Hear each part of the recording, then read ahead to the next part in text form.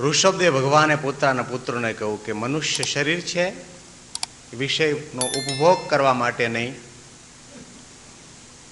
પરંતુ સંયમ કેળવીને નિયમ અને મર્યાદામાં રહીને ભગવાનનું ભજન કરવા માટે, આત્માનું કલ્યાણ કરવા માટે ભગવાને શરીર આપ્યું છે. સાચા સંતની શરણાગતિ સ્વીકારીને સાચા સંતની સેવા અને પરિચર્યા કરવામાં આવે તો મોક્ષ દ્વારમ અપાવૃતમ, મોક્ષનો દરવાજો ખુલી જાય.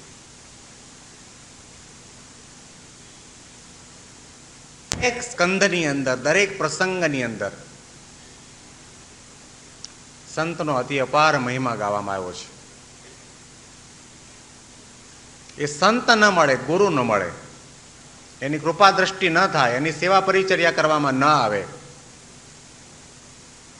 ત્યાં સુધી આ આત્માની કોઈ એવી સાધના નથી કે એ સાધન કરીને પોતાના માયાના કે વિષયોના બંધનની અંદરથી મુક્ત થઈ શકે.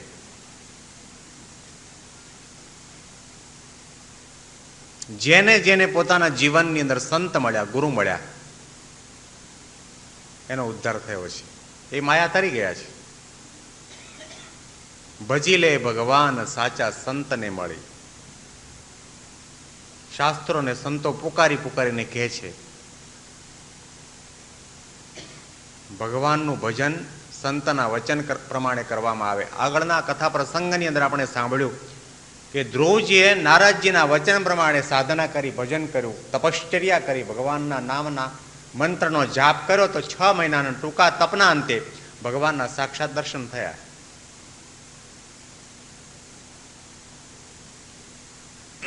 વચનમાં વિશ્વાસ રાખી ભજનમાં ભળી, પૂરવ કેરા પાપ તારા તો જાશે બળી. અનંત જન્મના આપણા પાપ છે. કયા પાપ? હું ને મારું.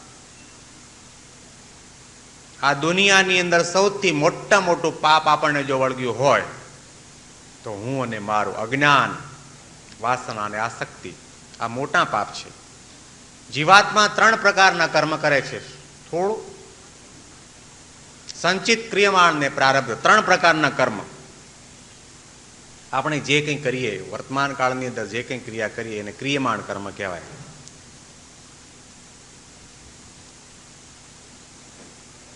એ ક્રિયમાણ કર્મ કર્યા પછી એ સંચિત એટલે ભેગું થાય. અને સંચિત થયેલું, ભેગું થયેલું કર્મ પરિપાક દશાને પામે ત્યારે એ પ્રારબ્ધ બને છે. અને પ્રારબ્ધનું આપણને શરીર મળે છે.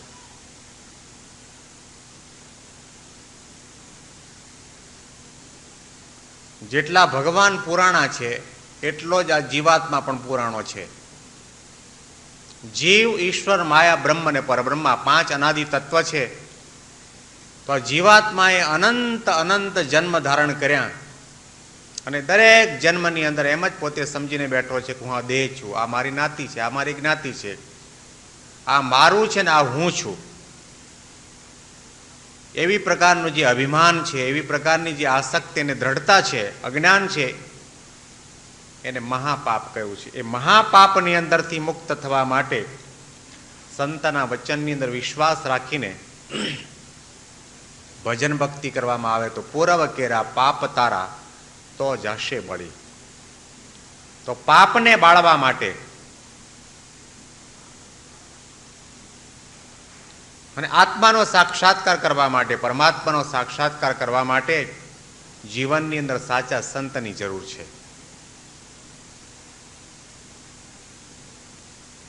ગઈકાલે આપણે પ્રસંગની અંદર સાંભળ્યું કે ભરત રાજાએ સમગ્ર ભૂમંડળના રાજ્યનો ત્યાગ કર્યો. પોતાના પિતાજીના શબ્દો યાદ આવ્યા.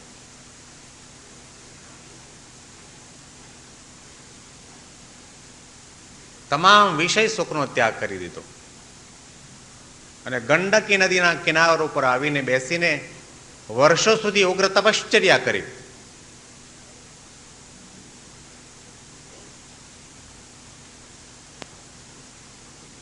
પરંતુ એમને પોતાને એક મૃગના બચ્ચાની અંદર દયાએ કરીને હેત થયું.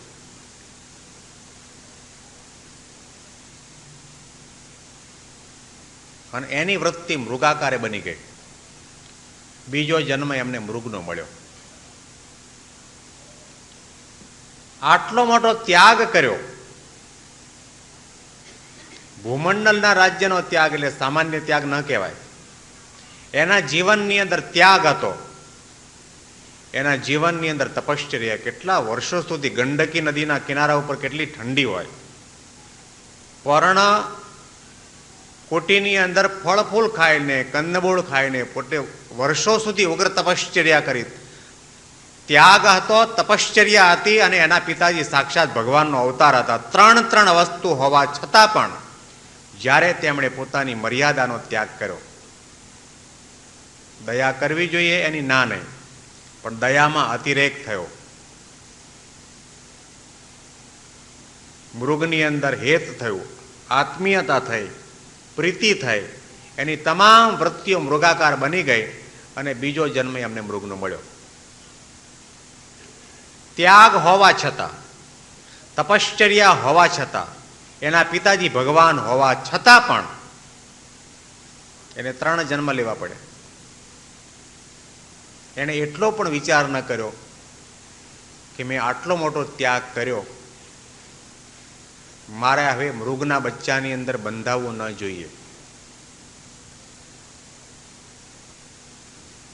ભૂતકાળના કેટલા પ્રસંગો આપણને કહે છે કે કેટલો મોટો ત્યાગ કર્યો હોય, કેટલું મોટું તપ કર્યું હોય, કેટલા બધા વ્રતો કર્યા હોય, તો પણ નાની નાની વસ્તુની અંદર બંધન થઈ જતા હોય છે. ગોપીચંદ રાજા અને ભર્તુહરિની કથા આપણે જાણીએ છીએ. ગોપીચંદ રાજા પોતે એક વખત ઉનાળાના સમયની અંદર સ્નાન કરવા માટે બેઠા, અને તે વખતે એની માતા મેનાવતી ઉપરથી ગોપીચંદના શરીરને એણે નિહાળ્યું અને એને એના પતિદેવ યાદ આવ્યા. પિતાનું શરીર જોતાની સાથે પુત્રનું શરીર જોતાની સાથે પતિદેવનું સ્મરણ થયું. ચોધાર આંસુ રડવા લાગી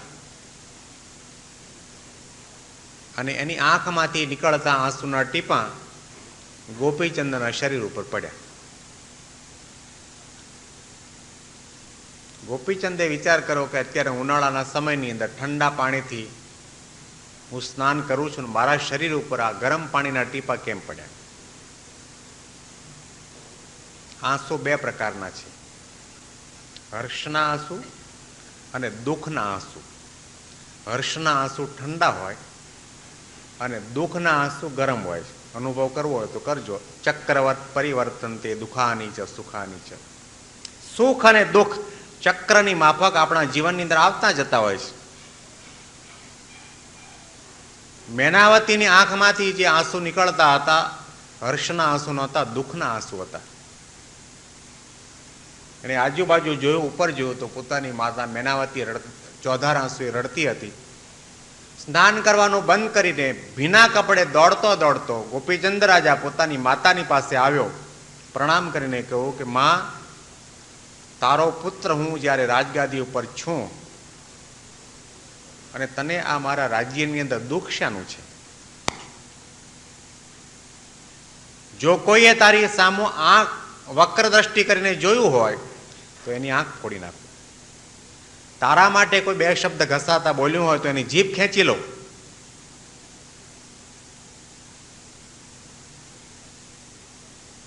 દુનિયાની કોઈ પણ વસ્તુ જોઈતી હોય તો હમણાં ને હમણાં હાજર કરવા માટે તૈયાર છું.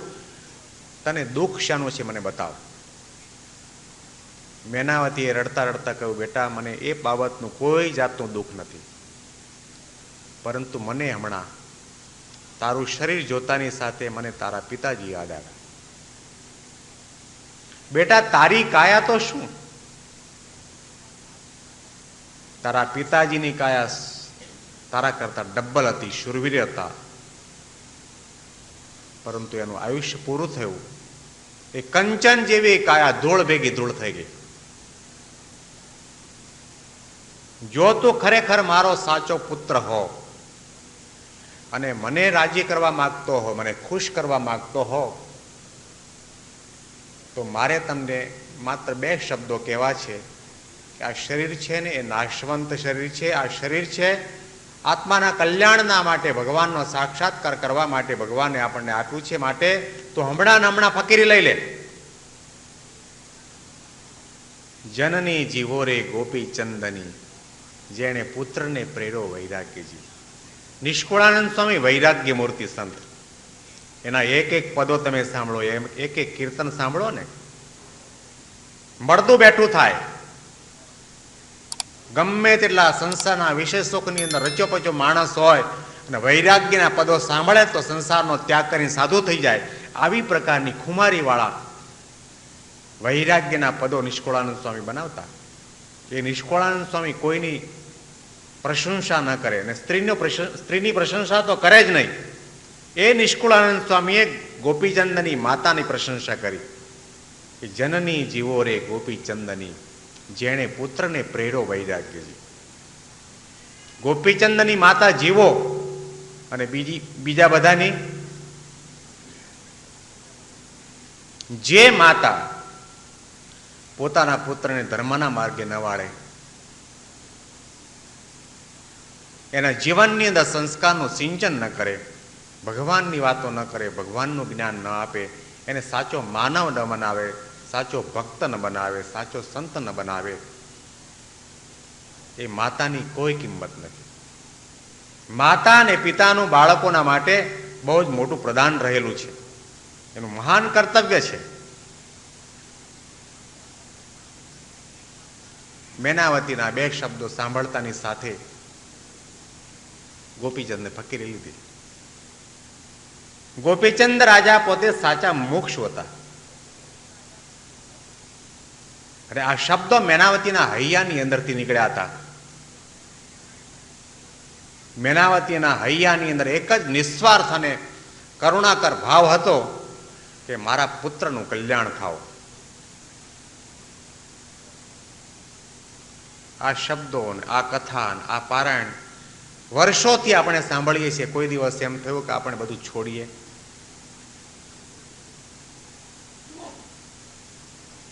નથી થતું. કેમ? યોગી બાપા કહેતા, એક ગામડાની અંદર આવી પારાયણ ચાલતી હતી અને એક વૃદ્ધ દાદાજી પોતે હંમેશા પારાયણ સાંભળવા માટે જાય. છોકરાઓને શનિવારની રવિવારની રજા હતી અને કહ્યું, દાદાજી અમે પણ તમારી ભેળા આવીએ. કે ના બેટા, તમારે ન વાય. કે કેમ ન વાય દાદાજી કેમ ન વાય? તો કે શાસ્ત્રીજી છે ને એવી જોરદાર ત્યાગ વૈરાગ્યની વાતો કરે છે ને, આમ સંસાર ખારો ઝેર બનાવી નાખે અને સાધુ બનાવી દે એવી અદ્ભુત અલૌકિક વાતો કરે. તમે આવો ને સાધુ બની જાઓ તો તમારે ન વાય. છોકરાઓ હોશિયાર હતો. આજકાલના છોકરાઓ બહુ હોશિયાર. જવાબ એના મુખમાં તૈયાર જ હોય. એ છોકરાઓએ કહ્યું, દાદાજી તમે છેલ્લા 5 દિવસથી કથા સાંભળવા જાઓ છો, તો તમે કેમ સાધુ ન થયા? દાદાજીએ કહ્યું, બેટા હું કથા સાંભળવા જાઉં છું અને આગલી હરોળમાં પહેલી પંગતમાં બેસું છું, બરાબર વ્યાસપીઠની સામે, પણ છાતી વજ્રની કરીને બેસું છું. શાસ્ત્રીજી ગમે તેટલી જોરદાર શૈલીમાં જોરદાર વાતો કરે ને, એ શબ્દો ઉથડકીને પાછા પડે છે. અંદર ઘૂસે તો સાધુ થાવ ને. આજે આપણો કેટલામાં 5મો દિવસ? 5 દિવસ સુધી તો ભલે વજ્રની કરીને બેઠા હો, હવે દરવાજા મોકળા મૂકજો, હૈયાના દરવાજા ખુલ્લા રાખજો, કંઈક આ શબ્દોની અસર થાય. મારે અને તમારે દરેકે આ સમજવાનું છે કે મનુષ્ય શરીર છે આત્માના કલ્યાણને માટે આપ્યું છે. અનંત જન્મ સુધી આપણે, શ્રીજી મહારાજે વચનામૃતમાં કહ્યું કે જેટલું સમુદ્રમાં પાણી છે એટલું તો આ જીવ માતાનું ધાવણ ધાવ્યો છે. મહારાજે કહ્યું કે આ દુનિયાની અંદર જેટલી સ્ત્રીઓ છે એ બધાની સાથે એક વખત લગ્ન કર્યા છે, જેટલા પુરુષો છે એની સાથે એક વખત લગ્ન કર્યા છે. અનંત જન્મ આપણે લીધા છે, અનંત જન્મ સુધી આપણે વિષયનો ઉપભોગ કર્યો છે, છતાં પણ આપણે આ માયાના ચક્રાવાની અંદરથી મુક્ત થઈ શક્યા નથી.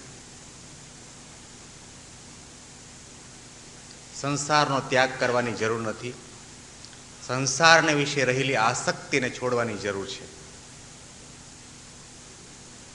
વ્યવહારમાંથી, વેપારમાંથી, નોકરીમાંથી, ધંધામાંથી સમય ફાળવીને, સમય કાઢીને મંદિરમાં આવીએ, રવિવારની સભામાં આવીએ, સાધુ સંતોની પાસે આવીએ, ઘેર બેસીને ઘર સભા કરીએ, આરતી કરીએ, દીવો કરીએ, ભગવાનને પ્રાર્થના કરીએ, માળા કરીએ, પોતાના આત્માનું ચિંતન કરીએ. આપણે શું કરવા માટે આવ્યા છીએ એનો થોડો વિચાર આપણે કરતા નથી.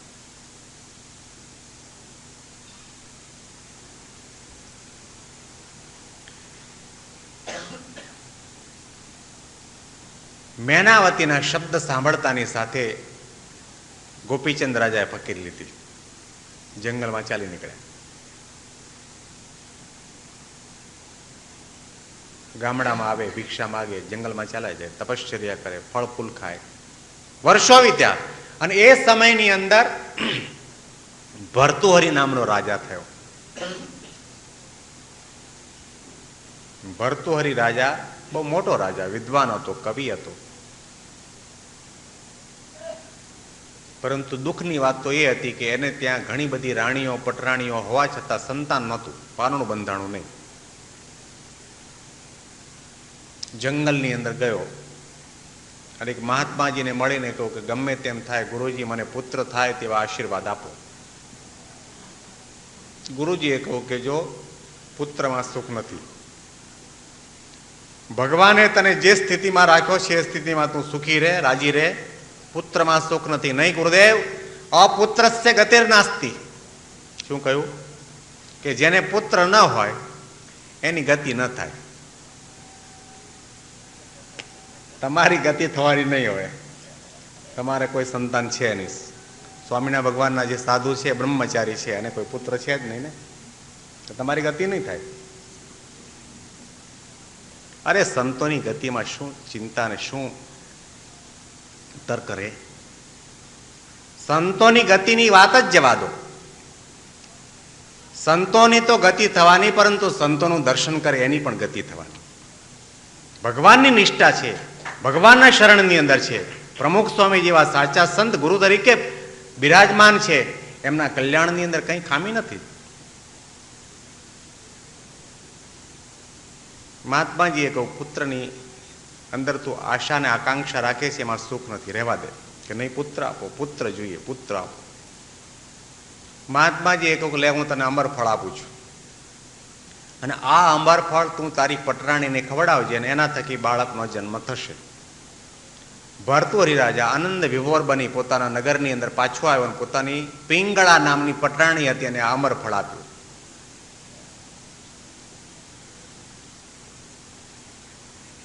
અને કહું કે આ ફળ તું ખાજે ને તો આપણે ત્યાં પારણું બંધાશે. હવે પિંગળાને પોતાને કોઈ પર પુરુષ સાથે પ્રેમ હતો, એને ફળ ન ખાધું. એ ફળ છે પર પુરુષને આપી દીધું. એ પુરુષને કોઈ બીજી મહિલા સાથે પ્રેમ હતો, એ ફળ એને મહિલાને આપ્યું. અને એ મહિલાને રાજા ભર્તુહરી ઉપર પ્રેમ હતો. એ ફળ ફરતું ફરતું રાજા ભર્તુહરીની પાસે પાછું આવ્યું. ભર્તુહરીએ વિચાર કર્યો કે જે ફળ મેં મારી રાણી પિંગળાને આપેલું ને અહીંયા ફરતું ફરતું પાછું આવ્યું કેવી રીતે? અને તપાસ કરતા ખબર પડી કે આવું બધું બન્યું. વૈરાગ્ય જાગ્રત થયો. યામ ચિંતયામિ સતતમ મયસા વિરક્તા. જેનું હું નિરંતર ચિંતન કરું છું પિંગળાનું, એને તો મારા ઉપર લેશ માત્ર પ્રેમ નથી. યામ ચિંતયામિ મયસા વિરક્તા સાપેન્ય મિચ્છતિ સજનોન્ય સક્ત. હવે એ પિંગળા બીજાને પ્રેમ કરે છે, અને પેલો પુરુષ છે પેલી બાયને પ્રેમ કરે છે, અને પેલી બાય મને પ્રેમ કરે છે. દિક્તામ ચ તમ ચ મદનમ ચ ઇમામ ચ મામ ચ. પિંગળાને ધિક્કાર છે, પેલા પુરુષને ધિક્કાર છે, પેલી મહિલાને ધિક્કાર છે, કામદેવને ધિક્કાર છે, અને દિક મામ મને પણ ધિક્કાર છે કે આવા જગતના મેલા ફંદામાં ફસાણો. વૈરાગ્ય જાગૃત થયો અને તમામ રાજ વૈભવનો ત્યાગ કરીને તેમણે ફકીરી લઈ લીધી. વર્ષો સુધી તપશ્ચર્યા, અને છેવટે પછી એક વખત એવું બન્યું કે આ ભર્તુહરિ રાજા પોતે એક ગામની અંદર ભિક્ષા માગવા માટે આવ્યા ને ગામની અંદર એક ધર્મશાળા હતી. એ ધર્મશાળાની અંદર લાકડાની ખીટી હોય. અત્યારે તો બધા હૂકવાળા હૂક લગાવે, હેંગર આવી ગયા, બધું આવી ગયું. લાકડાની ખીટી, એની અંદર થેલી ભરાવે, જોડી ભરાવે ને બધી વસ્તુ રહેવા દે અંદર. લાકડાની ખીટીની અંદર પોતાની જોડી ભરાવી, થોડી વાર આરામ કર્યો, પછી થયું ચાલો હવે થાક ઉતરો, હવે ગામમાં જઈને ભિક્ષા માગી આવું. લાકડાની ખીટીમાંથી જોડી લઈ પોતાના ખભા ઉપર લગાવીને ગામમાં ભિક્ષા માગવા માટે નીકળ્યા.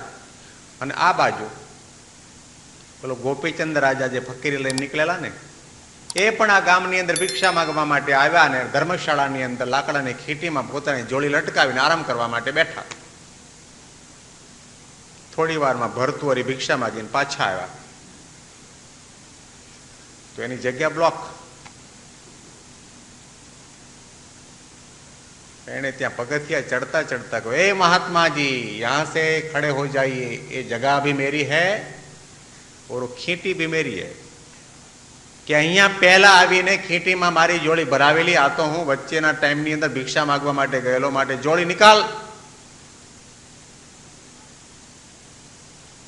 गोपीचंद को यहां से जोली नहीं निकलेगी. अरे नहीं क्यों निकलेगी, निकालनी पड़ेगी. પેલો બેઠો થઈ ગયો. પેલો કે આ ખીટી મારી છે, પેલો કે મારી છે, પેલો કે મારી, પેલો કે મારી, પેલો કે નિકાલની પડેગી કે નહીં નીકળેગી. બંને ક્ષત્રિય બચ્ચા હતા, બંને રાજા હતા, બાથમ બાથાવવાની તૈયારીમાં હતા અને ધર્મશાળાના આંગણાની અંદર એક ડોશીમાં ઊભા ઊભા દ્રશ્ય સાંભળતા હતા અને જોતા હતા. એમનાથી રહેવાયું અને ડોશીમાએ કહ્યું, એ મહાત્માજી શું કામ ઝઘડો કરો છો? ધન્ય છે રાજા ગોપીચંદને કે પોતાની માતાના એક વચન ઉપર સમગ્ર રાજ્યનો ત્યાગ કરીને ફકીરી લીધી, અને ધન્ય છે રાજા ભર્તુહરિને કે આટલું મોટું વિશાળ રાજ્ય હોવા છતાં પણ એનો ત્યાગ કરી અને ફકીરી લઈ લીધી, તમે લાકડાના ડટ્ટા માટે ઝઘડો છો. ધિક્કાર છે તમારી સાધુતાને. ગોપીચંદ ભર્તુહરિને ન ઓળખે અને ભર્તુહરિ ગોપીચંદને ન ઓળખે.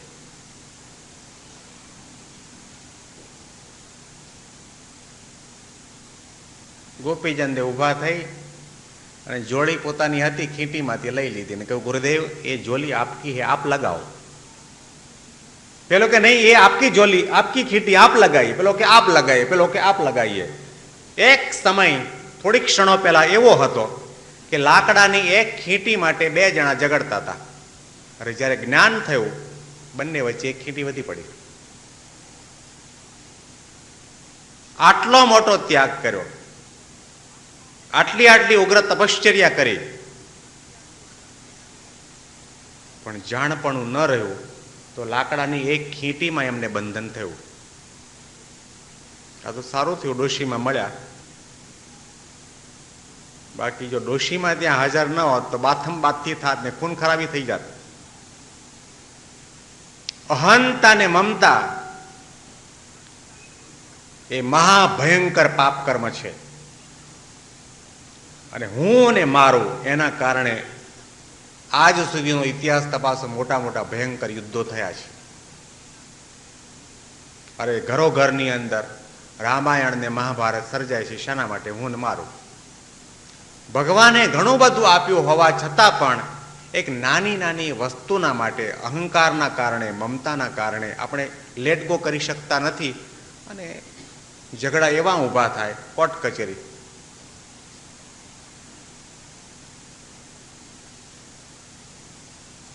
પેલા બે કંદોય ભાઈઓ હતા અને બહુ ગરીબ અવસ્થા, ગાંઠિયા પાડે, વેચે અને જીવન નિર્વાહ ચલાવે. પણ બન્યું એવું, ભગવાનની કૃપા એવી થઈ કે એમાં ખૂબ પૈસા કમાણા. એકની 5-25 દુકાનો થઈ ગઈ, અને છેવટે પછી બંને લગ્ન કર્યા. લગ્ન કર્યા ને એટલે બંનેને ત્યાં શું આવ્યું? ધર્મપત્ની નહીં, બૈરા આગા. બૈરામાં ને ધર્મપત્નીમાં બહુ તફાવત છે. ધર્મપત્ની હોય તો ઘરની અંદર સંપ વધે, એકતા વધે, આદર વધે, સન્માન વધે, ધર્મ ભાવના અને સંસ્કાર વધે. બૈરા આવે ને, બે ભાઈઓ વચ્ચે પ્રાણ પાથરે એટલો બધો પ્રેમ હોય, પ્રેમ તૂટે અને બંનેને જુદા થવાનો વારો આવે ને કોર્ટ કચેરીના પગથિયા ચડવું પડે તો સમજવું બૈરા આવ્યા. બૈરા આવેલા ને ત્યાં નક્કી કર્યું કે આપણે જુદા થાવ, આમાં મજા નથી. છેવટે દૂર રહીને શાંતિથી રહી શકાતું હોય અને એકબીજાના સારા માઠા પ્રસંગની અંદર હાજરી આપી શકાતું હોય તો એવી રીતે જુદા રહેવું સારું, સારી વાત છે. બંને જુદા પડ્યા. જુદા થતી વેળાએ બંને ભાગ, મિલકતના ભાગ કર્યા. બધી વસ્તુના, મકાનના, ઘરના, પૈસાના, બધી વસ્તુ, દાગીના, સોના, બધી વસ્તુનો ભાગ પાડતા પાડતા પાડતા છેવટે શું વધ્યું? તો ગાંઠિયા પાડવાનો એક જારો વધ્યો. પેલો મોટો ભાઈ કે નહીં, આ જારો તો મને મળવો જોઈએ.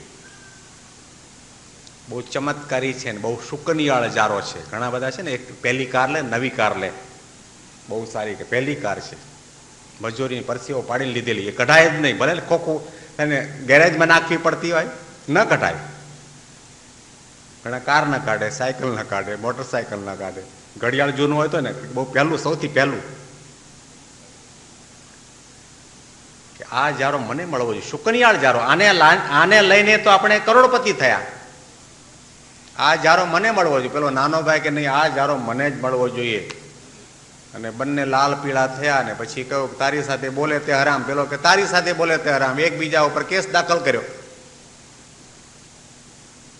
હાઈકોર્ટમાંથી સુપ્રીમ કોર્ટમાં ગયા અને આપણે જાણીએ છીએ કેસ 2-4 મહિનામાં એનું સમાધાન થઈ જતું હોય તો બહુ સારું. વર્ષો સુધી કેસ ચાલ્યો અને બંને ભાઈઓએ સારા સારા વકીલ રોક્યા અને એને લાખો રૂપિયા વકીલાતના આપ્યા. અને 30 વર્ષ પછી સુપ્રીમ કોર્ટની અંદર ન્યાયાધીશે ચુકાદો આપ્યો કે હવે જો જારો એક છે ને તમે બંને ભાઈઓ લેવાવાળા 2 જણા છો, તમે ચુકાદો જાહેરાત કરો છો કે હમણાં તમે લુહારની કોર્ટમાં જાઓ, એને કહેજો કાપીને 2 ટુકડા કરી નાખી, અડધો તારો અડધો તારો.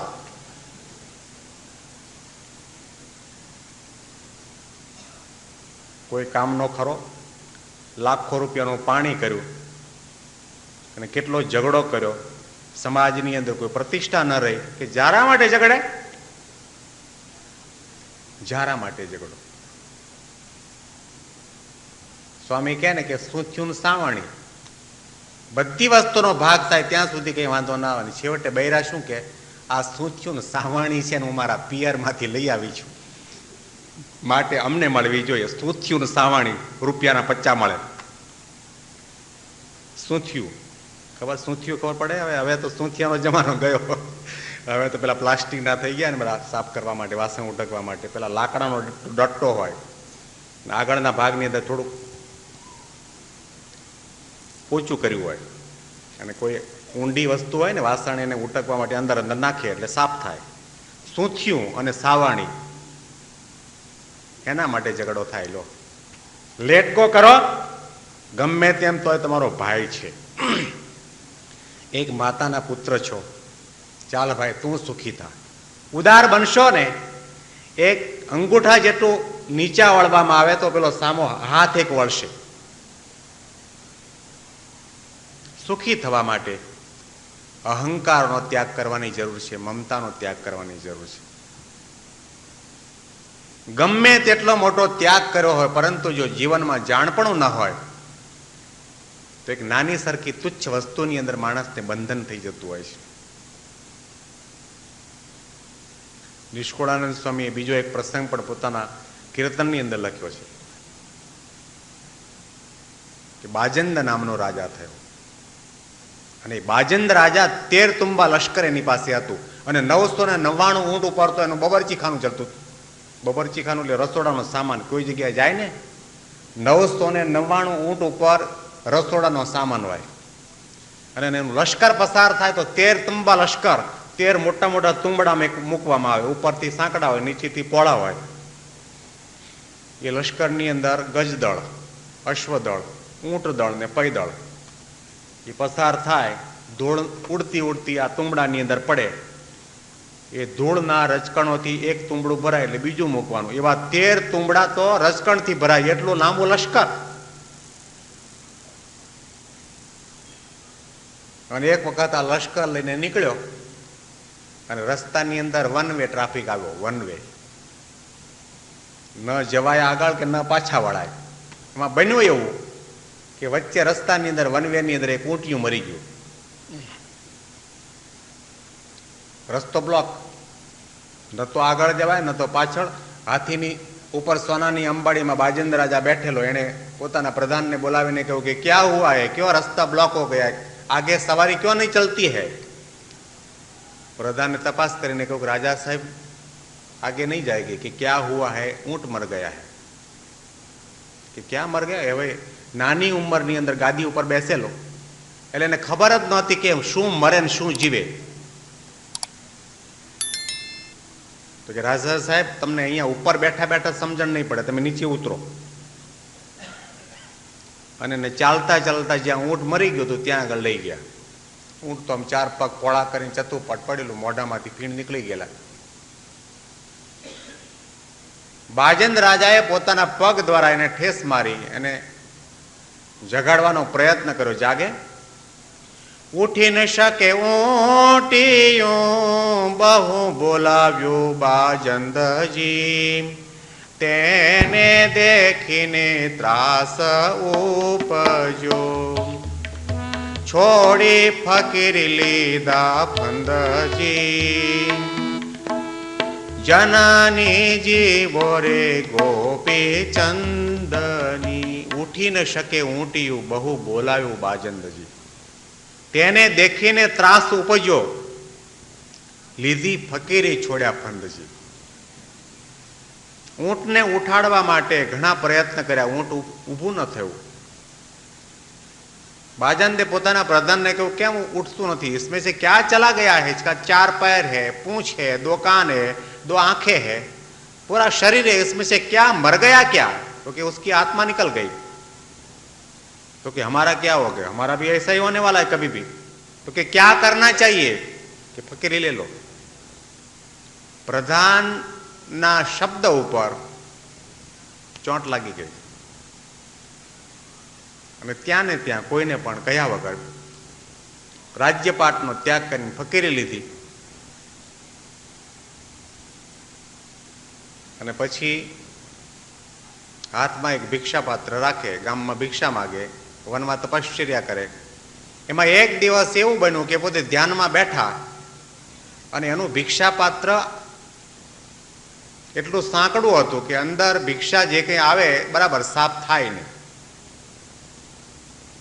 ધ્યાનમાં બેઠા, ભિક્ષાપાત્ર બાજુમાં મૂક્યું હતું, એક કૂતરું આવ્યું. કૂતરાએ મોઢું અંદર નાખતા તો નાખ્યું પણ અંદર ઘૂસી ગયું, પછી બહાર ન નીકળે અને માંડ્યું દોડવા. બાજેન્દ્ર રાજાએ વિચાર કર્યો કે આ તો મારું ભિક્ષાપાત્ર લઈને એની પાછળ દોડ્યા. કૂતરાની પાછળ દોડે એટલે કે હાથમાં થોડું આવે. તે વખતે મનમાં એને વિચાર કર્યો કે એક દિવસ મારું રસોડું 999 ઊંટ ઉપર જતું હતું, આજે કૂતરું લઈને જાય છે.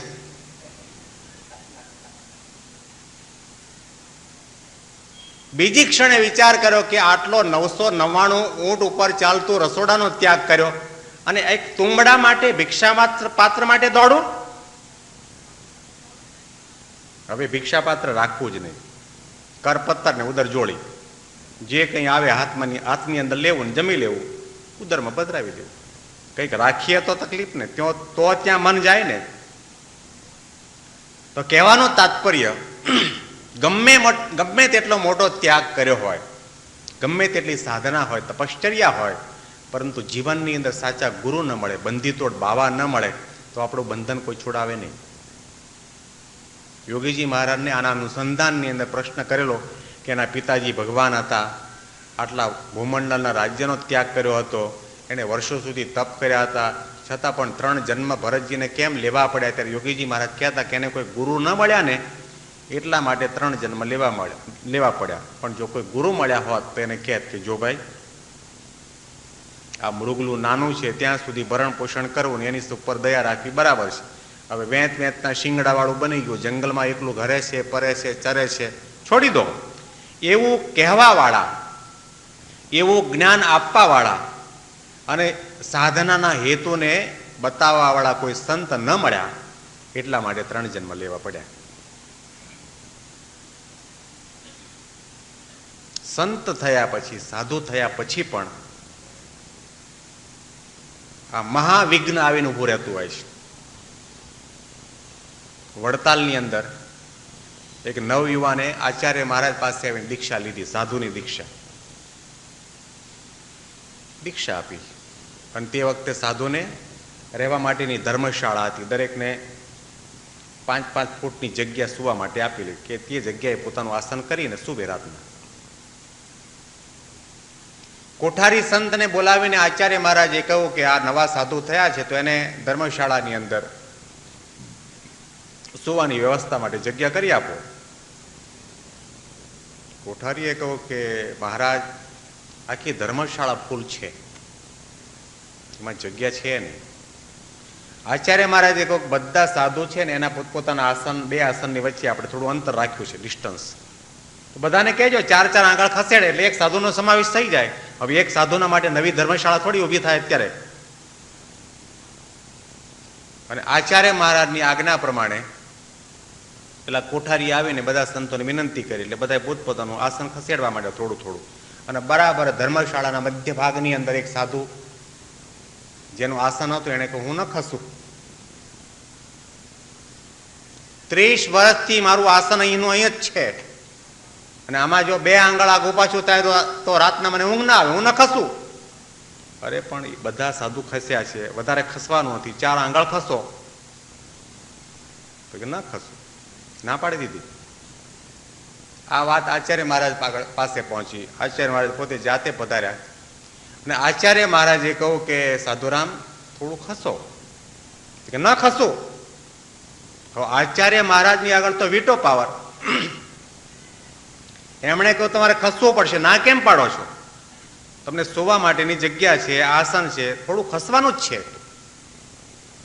કે 30 વર્ષથી મારું આસન છે, અહીંથી હું ન ખસું, જરા પણ ન ખસું. તમે કહેતા હો તો આ વડતાલ સંસ્થાનો ત્યાગ કરીને અમદાવાદ જઈશ, પરંતુ અહીંથી ન ખસું.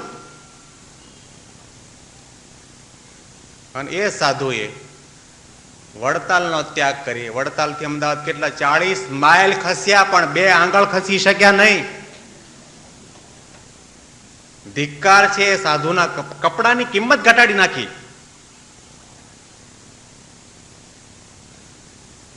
કે જેના માટે માતા પિતાનો ત્યાગ કરો, કુટુંબ કબીલાનો ત્યાગ કરો, વિશેષ સુખનો ત્યાગ કરો.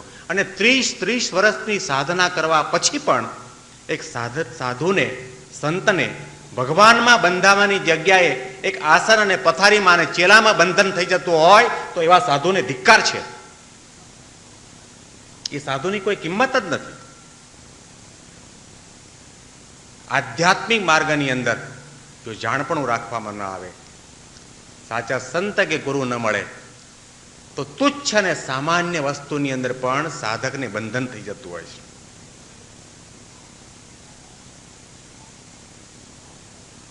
એટલા માટે ગ્રહસ્થ હોય, સાધુ હોય, સંન્યાસી હોય, દરેકના માટે આધ્યાત્મિક માર્ગની અંદર આદર્શ ગુરુની જરૂર છે, આદર્શ સંતની જરૂર છે કે જે આપણને રોકે, ટોકે, વઢે, આપણને જાણપણું આપે, આપણને અધર્મના માર્ગથી, અનીતિના માર્ગની અંદરથી, પદાર્થોની અંદરથી આપણની વૃત્તિને પાછી વાળે અને ભગવાનની અંદર જોડે.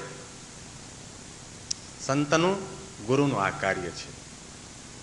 બ્રહ્માનંદ સ્વામી પોતાના કીર્તનની અંદર સંતનો અદ્ભુત મહિમા લખ્યો છે.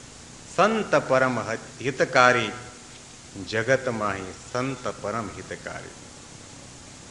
દરેકનું, જીવ પ્રાણી માત્રનું પરમ હિત કરવા વાળા, કલ્યાણ કરવા વાળા, રૂડું કરવા વાળા, શુભ કરવા વાળા જો કોઈ હોય તો સાચા સંત છે. કીર્તન આપણે સાંભળીએ.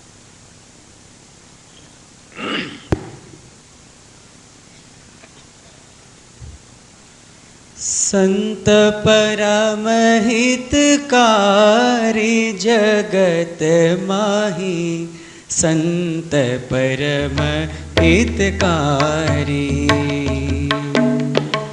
संत परम हितकारी जगत माही संत परम हितकारी।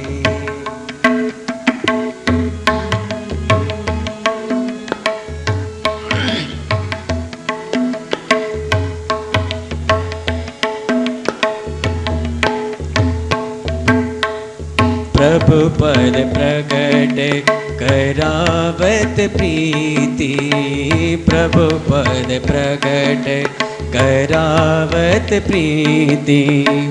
भरम मिटावत भारी जगत माही, भरम मिटावत भारी जगत माही संत परम हितकारी।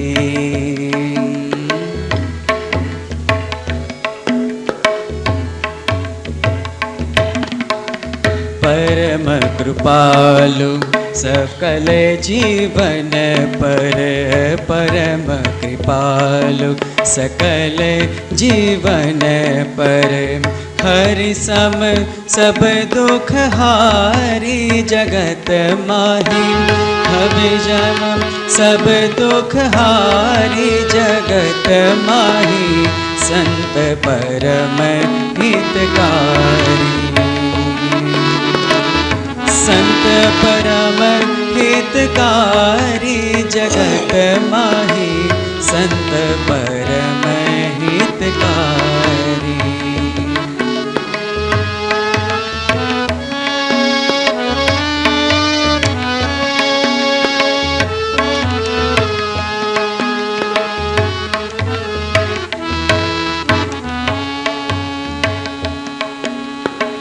त्रिगुणातीत फिरत तनु त्यागी, त्रिगुणातीत फिरत तनु त्यागी। रीत जगत से न्यारी जगत माही, रीत जगत से न्यारी जगत माही संत परम हितकारी। संत परम हितकारी जगत माही संत परम हितकारी।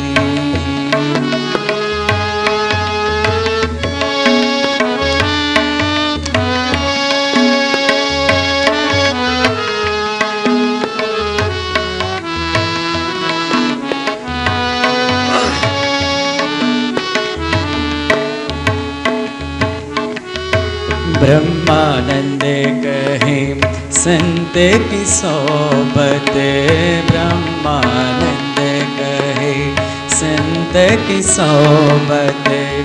मिलत है प्रगट मुरारी जगत माही, मिलत है प्रगट मुरारी जगत माही संत परम हितकारी।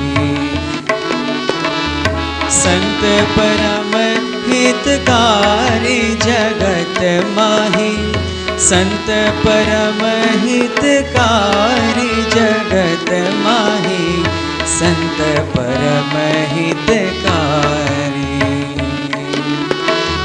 संत परम हितकारी जगत माही संत परम हितकारी। આધ્યાત્મિક માર્ગની અંદર સંતની ગુરુની ખૂબ ખૂબ અનિવાર્યતા છે અને એટલા માટે જળભરતે રઘુગણ રાજાને કહ્યું કે વિના મહત્પાદ રજોભિષેકમ,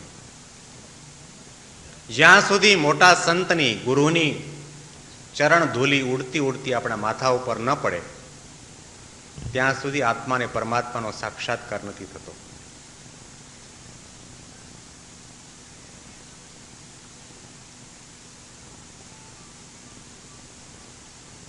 સુખદેવજીએ રાજા પરીક્ષિતને કહ્યું કે મૃગની અંદર આસક્તિ થવાને કારણે, હેત અને દયા થવાને કારણે ભરતજીને 3 જન્મ લેવા પડ્યા. ત્રીજો જન્મ જળ ભરતનો મળ્યો. અને આપણા સ્વામિનારાયણ સંપ્રદાયની અંદર એવી માન્યતાને કહેવાય છે કે નિષ્કુળાનંદ સ્વામી રૂપે એ મહારાજના સમયની અંદર પધારેલા. એમણે પોતાના કીર્તનની અંદર કહ્યું છે, આગે તપસી તપસ્યા કરતા રહી ગઈ કિંચિત કામા, સોહી કારણ નરતન ધર્યા સો જાનત હે રામા, મેં હું આદિ અનાદિ આ તો સર્વે ઉપાધિ. કે પૂર્વે તપશ્ચર્યા કરતા કરતા કઈ કામના રહી ગયેલી, આગે તપસી તપસ્યા કરતા રહી ગઈ કિંચિત કામા, સોહી કારણ નરતન ધર્યા સો જાનત હે રામા. ભગવાન જાણે છે. કોઈ પણ પ્રકારનું નાનું મોટું કર્મ, આસક્તિ સહિતનું કર્મ, સ્વાર્થ હેતુ સહિતનું કર્મ એ જીવાત્મા પોતાના જીવનની અંદર કરે ત્યારે એનું ફળ એને ગમે ત્યારે ભોગવવું જ પડતું હોય છે. વાલ્મીકી રામાયણની અંદર જાનકીનો એક પ્રસંગ આવે છે, સીતાજીનો. જનકના પુત્રી જાનકી જે સીતાજી, એના લગ્ન થતા પહેલાની વાત છે. મિથિલા નગરીની અંદર પોતાના બગીચામાં ફરવા માટે નીકળ્યા અને તે વખતે એક વૃક્ષની ડાળી ઉપર પોપટ અને મેના બેઠા હતા. વાત કરવાની શરૂઆત કરી કે મિથિલા નામની નગરી છે, એમાં જનક નામનો રાજા છે, એને જાનકી નામની કન્યા છે. અને જાનકીના લગ્ન માટે દેશ વિદેશના તમામ રાજા મહારાજાઓને ધનુષ્ય યજ્ઞની અંદર બોલાવ્યા. એમાં રામચંદ્રજી ભગવાને ધનુષ્ય તોડ્યું અને જાનકીએ રામને વરમાળા પહેરાવી એની સાથે લગ્ન કર્યા.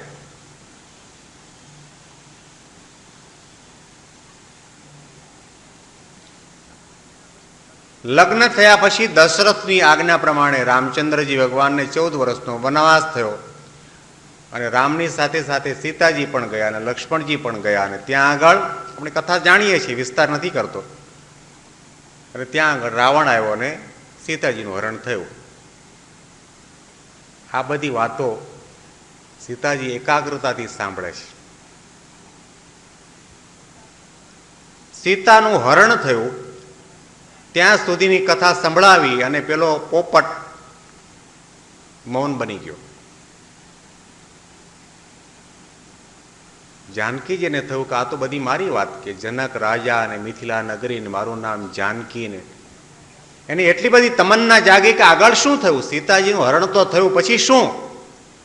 બગીચાના માળીને બોલાવ્યો અને કહ્યું કે ગમે તેમ કરીને પણ આ બંનેને જાળ નાખી પકડો, મારે આગળની કથા શું બની એ મારે જાણવું છે. આ તો ભવિષ્ય છે. પોપટ અને મેનાને પકડવામાં આવ્યા. પોપટ તો મર્દ હતો, પકડાણો. હાથમાં લઈને પાંજરામાં પૂરવા પ્રયત્ન કરે તો પોપટ હાથમાંથી છટકીને ઉડી ગયો, પણ પેલી મેનાને પૂરી દીધી. શેમાં? પાંજરામાં.